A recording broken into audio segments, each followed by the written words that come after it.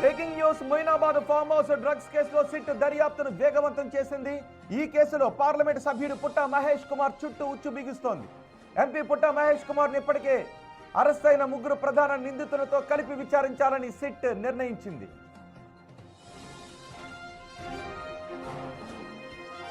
ఈ కేసులో పట్టుబడిన ముగ్గురు నిందితులను 3 రోజుల పాటు తమ కస్టడీకి ఇవ్వాలి అని కోరుతూ సిట్ ఇప్పటికే కోర్టులో పిటిషన్ దాఖలు చేసింది. ఈ కేసులో ఈ రోజు కోర్టు తీర్పు వెలువరించనుంది. ఉప్పరపల్లి కోర్టు ఈ నెల 8, 9వ తేదీలలో ఏదో ఒక రోజు విచారణకు హాజరు కావాలి అని ఎంపీ మహేష్ కు నోటీసులు జారీ చేసే అవకాశం ఉంది. నిందితులను మహేష్ ను ముఖాముఖి కూర్చోబెట్టి విచారిస్తే డ్రగ్స్ నెట్వర్క్ కు సంబంధించిన పూర్తి సమాచారం బయటపడుతుందని అధికారులు భావిస్తున్నారు.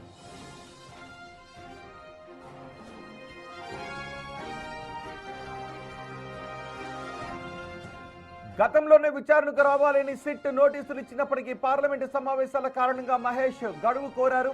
అయితే ఏప్రిల్ 2తో పార్లమెంటు సమావేశాలు ముగియడంతో ఇటీవలే ఆయన ఢిల్లీ నుంచి హైదరాబాద్ చేరుకున్నారు. ఒకవేళ ఈ రోజు కోర్టు నిందితులకు బెయిల్ మంజూరు చేస్తే ఎంపీ విచారణ తేదీలలో మార్పులు వచ్చే అవకాశం ఉంటుంది. అప్పుడు మరో తేదీని ఖరారు చేసి సిట్ నోటీసులు ఇచ్చే అవకాశం ఉంది. ఇక డ్రగ్స్ పార్టీలో పాల్గొన్న మిగిలిన వారికి కూడా నోటీసులు ఇవ్వడానికి సిట్ రంగం సిద్ధం చేస్తోంది. అందరినీ కలిపి విచారించడం ద్వారా ఈ డ్రగ్స్ ఎక్కడి నుంచి వచ్చాయి, ఎవరెవరికి సరఫరా చేశారు అనే అంశాలపై స్పష్టత వస్తుంది అని సిట్ భావిస్తోంది. మా ప్రతినిధి సుజాత ఉన్నారు పూర్తి సమాచారం అందించడానికి. సుజాత, ఈరోజు కస్టడీకి మరోసారి అప్పగించే అవకాశం ఉందా, లేదు ముగ్గురికి బెయిల్ వచ్చే అవకాశం ఉందా అన్న దానిపై ఉత్కంఠ కొనసాగుతుంది. అలాగే పుట్ట మహేష్కు నోటీసులకు సంబంధించి కూడా ప్రిపరేషన్ జరుగుతోందనే వార్తలు వస్తూ ఉన్నాయి.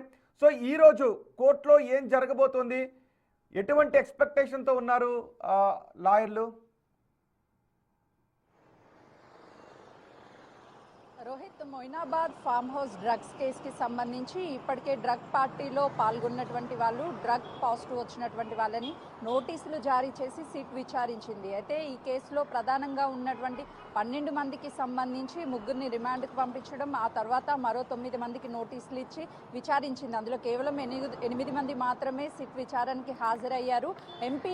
ఏపీ ఆంధ్రప్రదేశ్కి సంబంధించిన ఎంపీ పుట్ట మహేష్ కుమార్ పార్లమెంటు సమావేశాలు ఉన్నటువంటి నేపథ్యంలో 4 తర్వాత అటెండ్ అవుతాను అని చెప్పి సిట్కి విచారణలో వెల్లడించారు. అయితే ఈ నేపథ్యంలోనే సిట్కి నోటీసులు పంపించిన తర్వాత ఇప్పుడు పార్లమెంట్ సమావేశాలు శుక్రవారం అయిపోయాయి. శనివారం సాయంత్రమే ఇటు హైదరాబాద్కి పుట్ట మహేష్ వచ్చాడు. సో ఈ రోజు కానీ రేపు కానీ సిట్ ఈ రోజు వచ్చేటువంటి జడ్జిమెంట్ ఆధారంగా పుట్ట మహేష్కి నోటీసులు ఇచ్చే అవకాశం ఉంటుంది. అయితే ప్రధానంగా ఈ డ్రగ్ కేసుకి సంబంధించి కేవలము 12 మంది మాత్రమే ఆ రోజు డ్రగ్ పార్టీలో పాల్గొన్నారు. ఆ తర్వాత కొంతమంది పేర్లు తెర మీదకి వచ్చాయి. అయితే పైలట్ రోహిత్ రెడ్డి, డ్రైవర్ శరత్ని విచారించినప్పుడు మాత్రమే అటు ప్రియాంక రెడ్డి, అర్జున్ రెడ్డి వీళ్ళంతా గతంలో డ్రగ్ పార్టీలు ఎక్కడెక్కడ జరిగాయి, దాంతోపాటు ఆ రోజు డ్రగ్స్ సరఫరా చేసింది ఎవరెవరు డ్రగ్స్ తీసుకున్నారు, అసలు డ్రగ్ ఎక్కడి నుంచి వచ్చింది అన్న చెప్పినటువంటి విషయాలన్నీ కూడా నిందితులు చెప్పారు విచారించిన తర్వాత. అయితే ఇప్పుడు ప్రధానంగా సిట్ భావిస్తుంది ఏంటంటే మరోసారి ఈ నిందితులందరికీ నోటీసులు ఇస్తే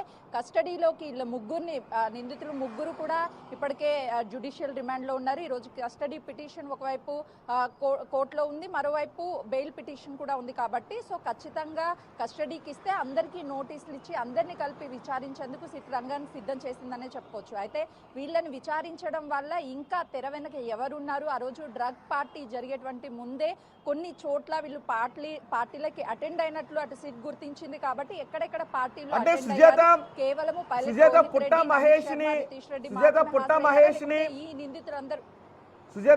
మహేష్ ని నోటీసులు ఇచ్చి విచారించాలని అనుకుంటూ ఉన్నారు. అదే సమయంలో ఈ ముగ్గురు నిందితులకు బెయిల్ ఇవ్వకుండా మా కస్టడీకి ఇవ్వండి అని అడుగుతూ ఉన్నారు. సో ఇప్పుడు ముగ్గురిని ఒకేసారి విచారించాలని అనుకుంటూ ఉన్నారు కాబట్టి ఇది బెయిల్పై ఏదైనా ప్రతికూల ప్రభావాన్ని చూపించే అవకాశం ఉంటుందంటే మరోసారి కస్టడీకి అప్పగించడానికి ఈ వాదనలు దారితీసే అవకాశం ఉంటుందా? ఎగ్జాక్ట్లీ రోహిత్, ఎందుకంటే మరో 3 రోజులు కస్టడీ తీసుకొని విచారించాలని సిట్ భావిస్తుంది కాబట్టి ఒకవైపు బెయిల్ పిటిషన్స్ ఉన్నాయి. అంటే ఈ కేసుకి సంబంధించి మిగతా వారిని విచారించాలని సిట్ ఇప్పటికే నిర్ణయించుకుంది కాబట్టి మరొకసారి ఖచ్చితంగా ఈ వాదనలు కూడా కోర్టు దృష్టికి తీసుకువెళ్తారు. వీళ్ళ నిందితులతో పాటు ఈ 3 నిందితుల్ని విచారిస్తే డ్రగ్ కేసుకి సంబంధించినటువంటి మూలాలన్నీ బయటికి వస్తాయి. ఆ రోజు ఇక్కడ అటెండ్ అయ్యేటువంటి ముందుగానే కొంతమేరకు కొన్ని ప్లేసెస్లో అటెండ్ అయ్యి పబ్స్లో అదేవిధంగా కొన్ని పార్టీలకు అటెండ్ అయినట్లు సిట్ గుర్తించింది కాబట్టి ఆ వాదనలన్నీ కూడా ఆల్రెడీ కస్టడీ పిటిషన్లో రాసి ఇటు కస్టడీకి కోరింది కాబట్టి ఖచ్చితంగా కోర్టు కస్టడీ ఇచ్చే అవకాశం ఉన్నట్లు తెలుస్తుంది. అయితే సిట్ మాత్రం చాలా క్లియర్గా అందరినీ ఎదురెదురుగా కూర్చోబెట్టి వాళ్ళ స్టేట్మెంట్ని రికార్డ్ చేసి ఎవరైతే ఆ 9 మంది ఉన్నారో 9 మంది స్టేట్మెంట్ రికార్డ్ చేసి వాటి ద్వారానే ఈ 3 నిందితులు అంటే జ్యుడిషియల్ రిమాండ్లో ఉన్నటువంటి పైలట్ రోహిత్ రెడ్డి, నమీష్ శర్మ, రితీష్ రెడ్డిని విచారించడానికి ప్రశ్నలు కూడా సిద్ధం చేసింది. అయితే ఎంపీ మహేష్ కుమార్ యాదవ్కి సంబంధించి మాత్రం ప్రధానంగా ఇతను ఇప్పటికే చాలా వరకు బిజినెస్లు చేస్తూ ఉంటాడు. గతంలో పైలట్ రోహిత్ రెడ్డి బ్యాక్గ్రౌండ్, అదేవిధంగా పుట్టా మహేష్కి కొన్ని వ్యాపార సంబంధాలు ఉన్నట్లు, కొంతవరకు రాజకీయాల్లో కూడా మొదటి నుంచి కొంత టీడీపీలో ఉన్నటువంటి పరిచయాల ద్వారానే వాళ్ళ కుటుంబ సభ్యుల ద్వారా కొంత పరిచయాలు ఉన్నాయి. ఆ నేపథ్యంలోనే చాలా వరకు పార్టీస్కి అటెండ్ అయ్యాడు అని కొంతవరకు సిట్ సమాచారం సేకరించింది కాబట్టి మొట్టమొదటిసారి డ్రగ్స్ని పుట్టా మహేష్ కుమార్ యాదవ్ తీసుకున్నారా, గతంలో కూడా ఏమైనా పార్టీస్కి అటెండ్ అయినప్పుడు తను తీసుకున్నా తీసుకోకపోయినా ఇలాంటి పార్టీలు ఎక్కడైనా నిర్వహించారా, ఎవరెవరు అటెండ్ అయ్యారు, కేవలం పుట్టా మహేష్ యాదవ్ మాత్రమే అటెండ్ అయ్యాడా, తనకి సంబంధించినటువంటి స్నేహితులు కానీ లేదంటే ఇంకెవరైనా సరే గతంలో ఏర్పాటు చేసినటువంటి పార్టీల్లో అటెండ్ అయ్యారా, అసలు డ్రగ్ అనేది ఇతర రాష్ట్రాల నుంచి తీసుకొస్తున్నారా, దేశాల నుంచి తీసుకొస్తున్నారా, ఎవరెవరితో మీకు కాంటాక్ట్ ఉంది, ఎందుకంటే ఇప్పటికే డ్రగ్ పెడ్లర్కి సంబంధించినటువంటి అభిషేక్ సింగ్, రాకేష్ వర్మ పరారీలో ఉన్నారు కాబట్టి వాళ్ళకి సంబంధించినటువంటి డీటెయిల్స్ ఏమైనా సరే పుట్టా మహేష్ కుమార్ యాదవ్ కావచ్చు లేకపోతే మిగతా వాళ్ళకి ఎవరికైనా తెలిసి ఉండొచ్చు అని సిట్ భావిస్తుంది కాబట్టి వీళ్ళందరినీ కలిపి విచారించే అవకాశం చాలా స్పష్టంగా కనిపిస్తుంది. కస్టడీ పిటిషన్ కానీ రోహిత్ రెడ్డి వర్గంలో కనిపిస్తున్న ఉత్కంఠ ఏంటి, బెయిలా కస్టడీనా అనే విషయంలో రోహిత్ రెడ్డి వర్గంలో కనిపిస్తున్న ఉత్కంఠ ఏంటి, ఎన్ని గంటలకు బహుశా కోర్టు తీర్పు వచ్చే అవకాశం ఉంటుంది? మధ్యాహ్నం 2 గంటల లోపే ఇటు బెయిల్ మంజూరు చేస్తారా లేకపోతే మరోసారి కస్టడీకి ఇస్తారా ముచ్చటగా మూడోసారి అనేది తెలుస్తుంది. ఒకవైపు రోహిత్ రెడ్డి అడ్వకేట్ మాత్రము ఖచ్చితంగా బెయిల్ మంజూరు చేస్తారు. 20 రోజుల పాటు జ్యుడిషియల్ రిమాండ్లో ఉన్నారు, సో ఇంకా విచారించాల్సింది ఏమీ లేదు అని చెప్పి తన వర్షన్ వినిపిస్తున్నారు. కానీ సిట్ తరపున మాత్రం ఆ పీపీ వాదనలు చాలా క్లియర్గా ఖచ్చితంగా కస్టడీకి ఇస్తే డ్రగ్కి సంబంధించి ఏదైతే తెలంగాణ రాష్ట్ర ప్రభుత్వము అటు ఈగల్ టీము చాలా ప్రతిష్టాత్మకంగా తెలంగాణ రాష్ట్రంలో డ్రగ్స్ అనేది వినిపించకూడదు, డ్రగ్స్ అనేది రాకూడదు అని చెప్పేసి నిర్ణయం తీసుకున్నారు.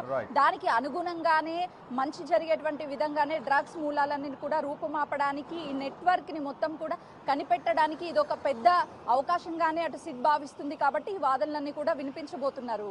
రాజీ రైట్ సుజాత.